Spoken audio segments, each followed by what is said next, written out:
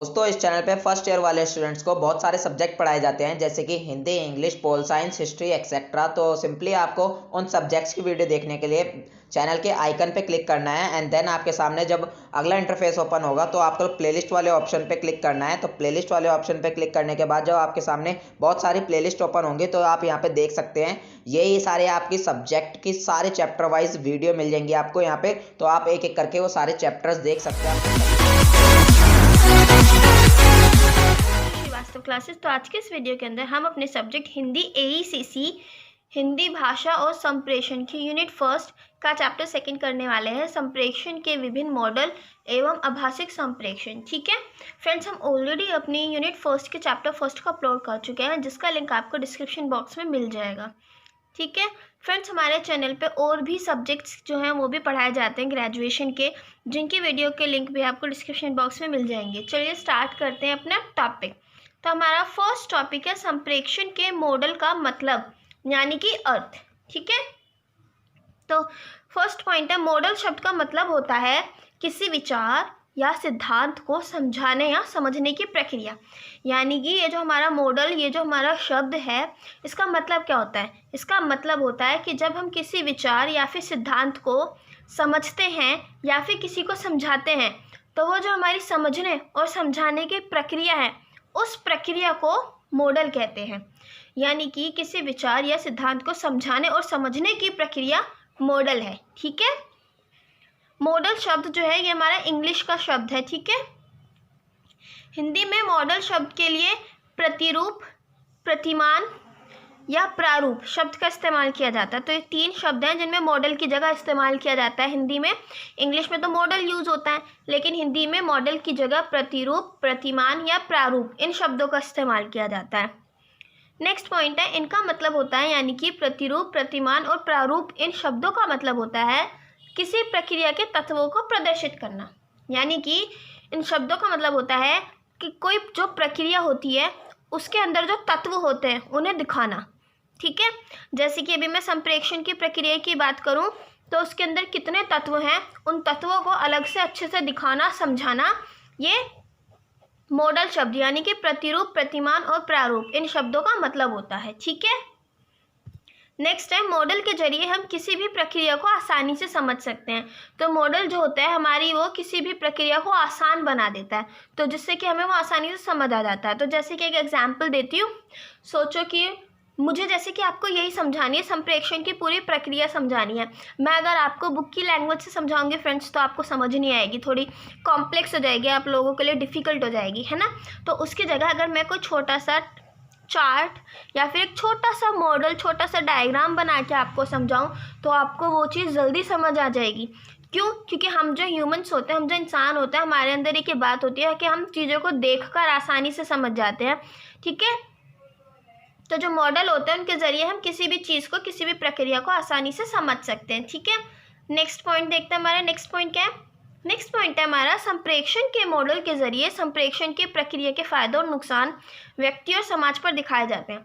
यानी हमारी जो संप्रेषण है इसके जो मॉडल होते हैं इनके जरिए हम संप्रेषण की जो प्रक्रिया होती है उसके फायदे और नुकसान के बारे में जान सकते हैं। ठीक है, व्यक्ति और जो समाज होता है उसके ऊपर हमारे संप्रेषण की प्रक्रिया के क्या फ़ायदे होते हैं, क्या नुकसान होते हैं, ये हमें संप्रेषण के मॉडल के जरिए पता चलते हैं। तो ये पॉइंट हमारा ये कहता है। ओके, नेक्स्ट देखते हैं। हमारा नेक्स्ट टॉपिक है हमारा संप्रेषण के मॉडल के 4 कार्य होते हैं। क्या? कि जो संप्रेषण के मॉडल हैं इनके 4 कार्य होते हैं। पहला, अनुमान लगाने योग्य है। यानी कि संप्रेषण के जो मॉडल होते हैं ये किसी भी व्यक्ति को, किसी भी इंसान को इस लायक बना देते हैं कि वो अनुमान लगा सके। ठीक है ना, यानी भविष्य का अनुमान लगा सके। मॉडल के जरिए व्यक्ति बात को समझकर भविष्य का अनुमान लगाने लायक बनता है। यानी जो मॉडल होते हैं, सोचो मैंने यहाँ पे कोई ग्लोबल वार्मिंग का वो बनाया, कोई मॉडल बनाया है। ठीक है, तो मैंने वो आपको मॉडल के ज़रिए इतने अच्छे से मैंने आपको वो ग्लोबल वार्मिंग का इतने अच्छे से टॉपिक समझा दिया है, एक एक बात आपको इतनी गहराई से समझा दी है कि आप इस लायक हो गए हो, उस चीज़ के एक एक तह तक पहुँच चुके हो कि आप इस लायक हो गए हो कि अब आप उस चीज़ के बारे में भविष्य में अनुमान लगा सकते हैं कि ये भविष्य में ऐसा होगा, इससे ये फ़ायदा होगा, इससे ये नुकसान होगा। ठीक है, तो जो मॉडल होते हैं हमें ये किसी भी व्यक्ति को इस लायक बना देते हैं कि वो भविष्य में अनुमान लगा सके। ठीक है, नेक्स्ट जो हमारा काम है वो है मापन संबंधी कार्य। तो मॉडल के ज़रिए व्यक्ति को किसी भी विषय को मापने में मदद मिलती है। यानी कि वही एग्जांपल लेती हूँ, जैसे कि मैंने ग्लोबल वार्मिंग का पूरा एक मॉडल बनाया, तो उसके ज़रिए मैंने आपको इतना अच्छे से समझा दिया वो पूरा टॉपिक, वो पूरा विषय, कि आपको उससे रिलेटेड कोई भी बात रह ही नहीं गई। आप उस टॉपिक के ऊपर इतना ज़्यादा कुछ जान चुके हो कि अब आप किसी भी विषय, यानी कि मॉडल जो होते हैं वो व्यक्ति को किसी भी विषय को मापने में मदद करते हैं। यानी कि अब आप उस टॉपिक के बारे में इतना जान चुके हो कि अब आप उसके बारे में बता सकते हो कि जो उसकी गुणवत्ता है और जो उसकी संख्या, उसके आधार पर अब आप उसे माप सकते हो। यानी कि एग्जाम्पल के तौर पे लो, जैसे कि हम एक एग्ज़ाम देते हैं, हम अपना पेपर देते हैं, जो टीचर होते हैं वो हमें कैसे मापते हैं, वो हमें संख्या के आधार पर मापते हैं, वो हमें 10 में से 5 नंबर दे देते हैं, ठीक है। लेकिन कई बार जैसे कि आप मास्टर शेफ़ वगैरह देखते हो तो क्या होता है, वहाँ पे किसी भी चीज़ की गुणवत्ता के आधार पर उन्हें मापा जाता है, ठीक है। तो जो हमारे मॉडल होते हैं ये किसी भी व्यक्ति को इस लायक बना देते हैं कि वो गुणवत्ता और संख्या के आधार पर किसी भी विषय को माप सके, ठीक है। इतनी एबिलिटी उनमें ला देते हैं कि वो मापन संबंधी कार्य भी कर सके, किसी चीज़ को गुणवत्ता के हिसाब से, उनकी क्वालिटी के हिसाब से बांट सके कि इसकी क्वालिटी ऐसी है, इसकी ऐसी है, संख्या के आधार पर, ठीक है। तो ये हमारा संप्रेषण के मॉडल का दूसरा कार्य था, ठीक है।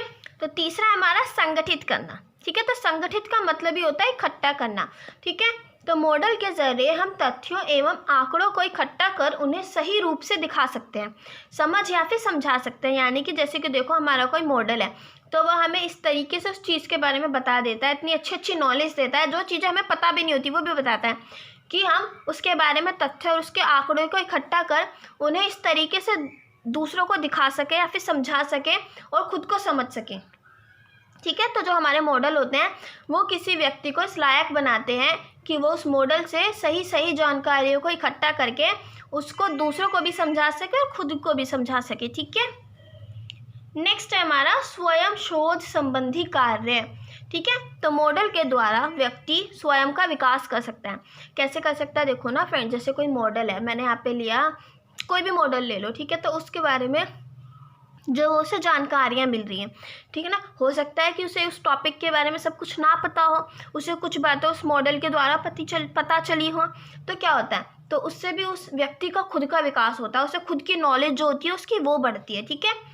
तो मॉडल के द्वारा व्यक्ति नए तथ्य और बातों को सीखता है और उन पर शोध करता है। तो हम जो इंसान होते हैं, हम ऐसे तो नहीं होता ना किसी भी नई बात को ऐसे ही बेफिजूल मान लेते हैं, नहीं। हम जो इंसान होते हैं हम किसी भी बात को जानने के जिज्ञासु होते हैं, लेकिन हम किसी भी बात को इतनी आसानी से नहीं मानते, हम उस बात पर रिसर्च करते हैं। शोध का मतलब होता है रिसर्च करना। तो जो मॉडल होते हैं उसके द्वारा व्यक्ति नई बातों को सीखता है और उन पर रिसर्च करता है कि वो बात सही है या गलत है, ठीक है। तो जो मॉडल होते हैं वो इंसान को रिसर्च करने लायक बनने में भी मदद करते हैं, ठीक है। तो एक बार और क्लियर कर दूँ मैं आपको, फर्स्ट फंक्शन था हमारा कि जो मॉडल होते हैं वो इंसान को अनुमान लगाने लायक बनाते हैं। दूसरा, वो उनको मापने लायक बनाते हैं कि वो किसी चीज़ को माप सके उसकी गुणवत्ता और संख्या के आधार पर। तीसरा, वो उन्हें इस लायक बनाते हैं कि वो अच्छी बातें उस मॉडल के द्वारा इकट्ठी करें और दूसरों को भी समझा सके और खुद भी समझ सकें।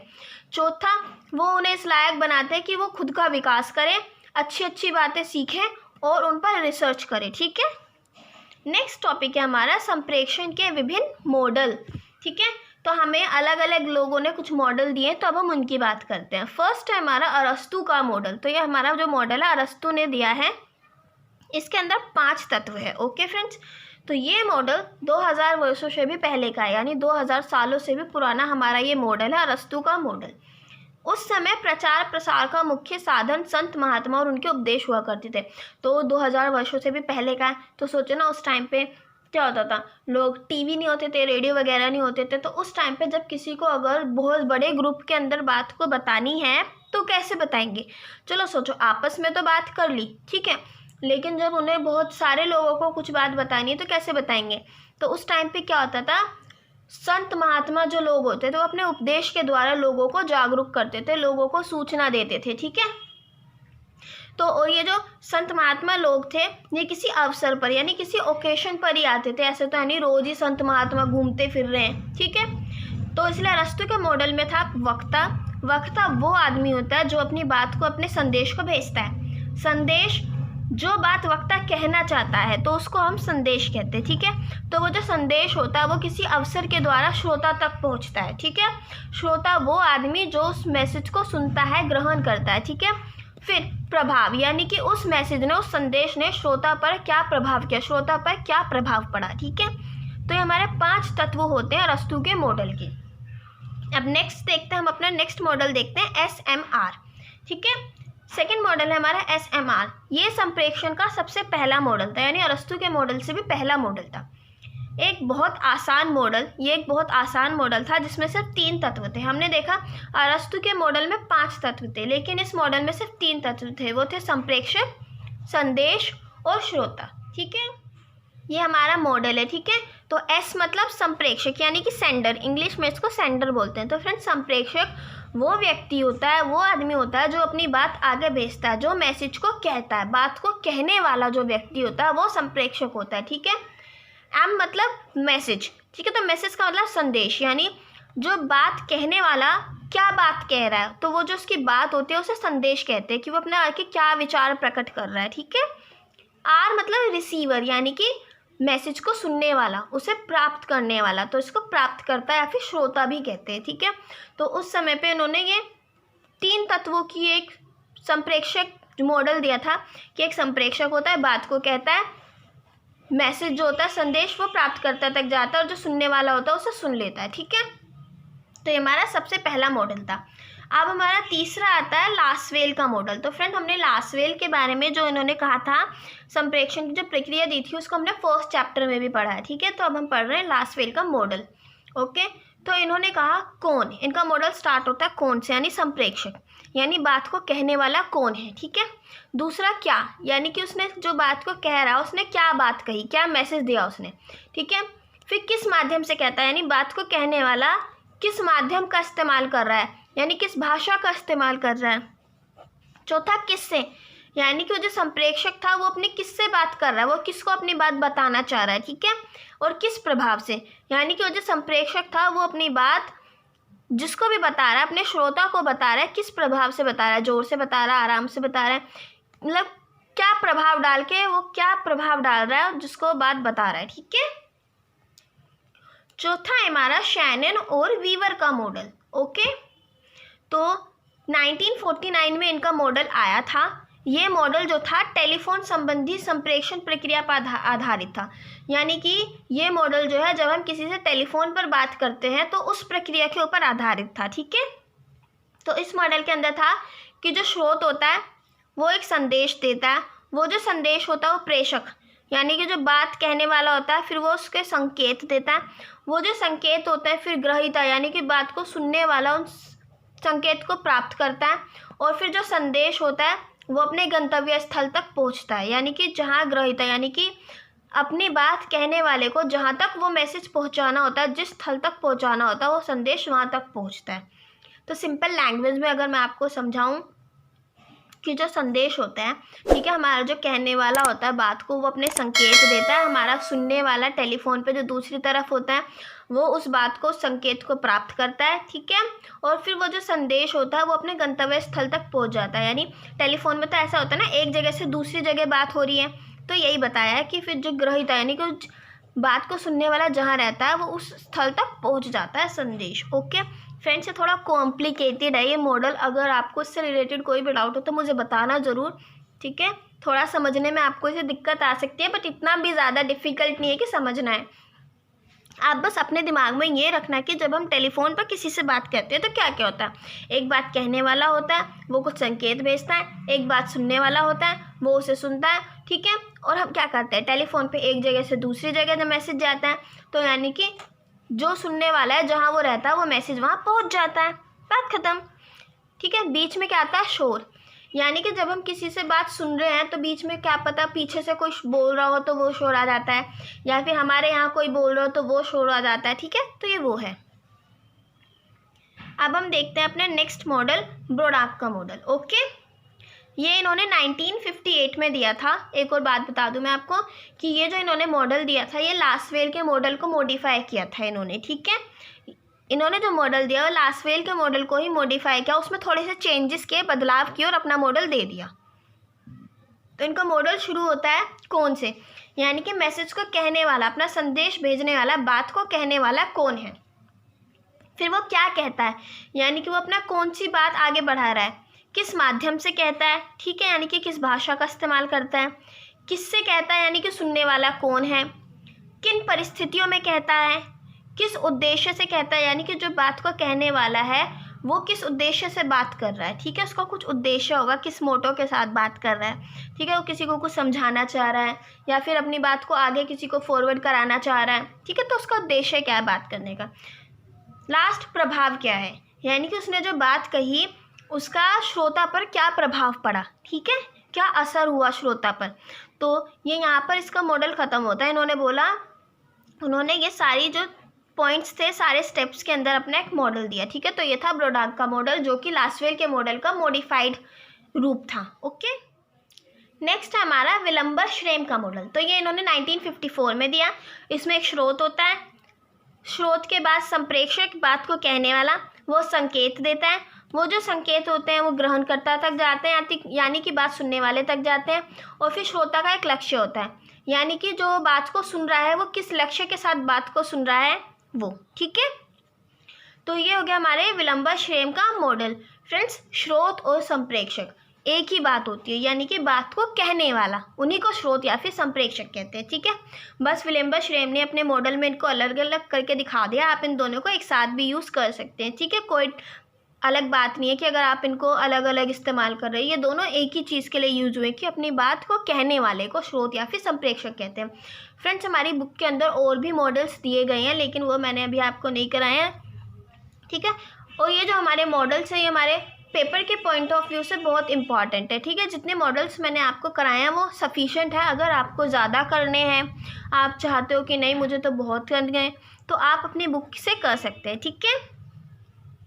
नेक्स्ट हम देखते हैं अपना आभाषिक संप्रेषण, ठीक है। आभाषिक संप्रेषण से क्या समझते हैं? अभाषिक, यानी कि जिसमें भाषा का इस्तेमाल ना हो, वो वाली संप्रेषण। तो जब हम किसी से बिना बोले बातचीत करते हैं तो वो संप्रेषण कहलाती है आभाषिक संप्रेषण। तो फर्स्ट पॉइंट है, जब हम बिना बोले, बिना शब्दों के अपनी बात को दूसरों तक पहुंचाते हैं तो ये आभाषिक संप्रेषण कहलाता है, ठीक है। नेक्स्ट पॉइंट है हमारा आभाषिक संप्रेषण में संकेतों, प्रतीकों, चिन्हों, हाव भाव की सहायता से अपने विचारों को दूसरों तक पहुंचाते हैं। तो देखो ना, आभाषिक संप्रेषण जो होता है इसमें हम बोलते तो है नहीं, शब्दों का इस्तेमाल तो करते नहीं, लेकिन इसमें हम बातचीत कैसे करते हैं, इसमें दूसरों तक अपने विचार पहुंचाए जाते हैं संकेतों का इस्तेमाल करके, कुछ प्रतीकों का इस्तेमाल करके, चिन्हों का इस्तेमाल करके और अपने शरीर के हाव भाव का इस्तेमाल करके, ठीक है। हाथों से कुछ नए नए प्रतीक बना के, किसी को कोई बोर्ड दिखा के, या फिर जैसे किसी को भूख लग रही है को भूख का संकेत करके कि हाँ मुंह खाने, हाथ को मुंह की तरफ ले जाके कि हाँ भूख लग रही है, ठीक है। तो इन संकेतों से हम बात करते हैं।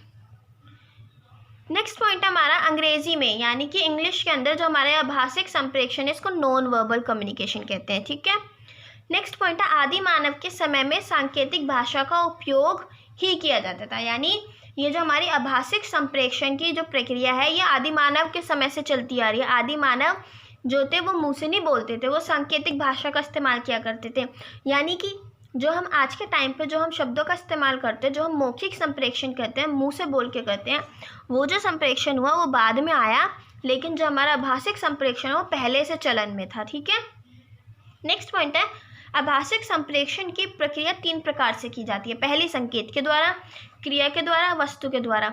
यानी कि आभाषिक संप्रेषण, यानी जब हमें किसी से आभाषिक तरीके से बिना बोले किसी से बात करनी है तो हम 3 तरीके से करते हैं। पहला, संकेत के द्वारा, हम किसी चीज़ की तरफ संकेत करते हैं, इशारा करते हैं, इशारों के द्वारा, इसको संकेत भाषा कहते हैं। दूसरा, क्रिया के द्वारा, हम कोई ऐसा काम करते हैं, जैसे खाना लगी, उन्हें भूख लगी है तो हम बताते हैं हाँ भूख लगी है, ठीक है। तो क्रिया के द्वारा भी हम बात कर सकते हैं, भाषिक संप्रेषण, इसको क्रिया भाषा कहते हैं। तीसरी, वस्तु के द्वारा, यानी कि हम किसी को कोई चित्र दिखा के कह सकते हैं, कोई चीज़ को इस्तेमाल करके कह सकते हैं कि हाँ हमें ये चाहिए, या फिर ये हम किसी को बात कर सकते हैं ऐसे, तो उसे कहते हैं वस्तु भाषा, ठीक है। तो आभाषिक संप्रेषण इन 3 प्रकार से की जाती है, ओके। तो फ्रेंड्स, ये हमारा जो यूनिट 1 थी उसका चैप्टर 2 क्लियर हो गया है। अगर आपको इससे रिलेटेड कोई भी डाउट है तो मुझे ज़रूर बताइएगा, मैं आपका डाउट क्लियर करने की कोशिश करूँगी, ठीक है। फ्रेंड्स, अगर आपको हमारी वीडियो पसंद आती है तो प्लीज़ इसे लाइक और शेयर ज़रूर करें।